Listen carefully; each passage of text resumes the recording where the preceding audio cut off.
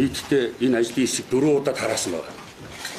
32 албаа хаагчийг сольсон байгаа энэ ажлын хэсэг.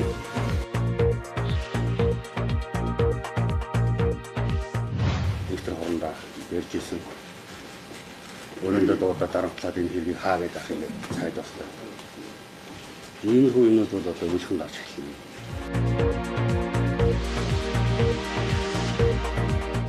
(2004, 5, 6 оны одоо нэмд орж Эрдэнэтэд тэр анх хоёр гэдэг итгээд одоо энэ захиргаал станцын захирал хийж байгаа анх хоёр гэж осын нөхөр байгаа.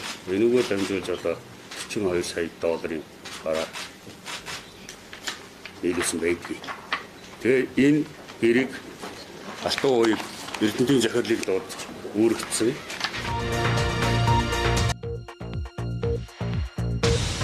Хүүхэд нь анх хоёр одоо манайхны монголчууд ярьдгаар нэг хуурайд анх хоёр. Тий. Энэ хоёртой холбоотой асуудлаар бол одоо мөнгө угаасан байж болцсохгүй буюу бусад олон асуудлаар хуулийн байгууллагатай хамтрах ажиллагаа бид түрүү хийсэн 3 сар болж сандаа тавьчаад ингээд хэлээсэн.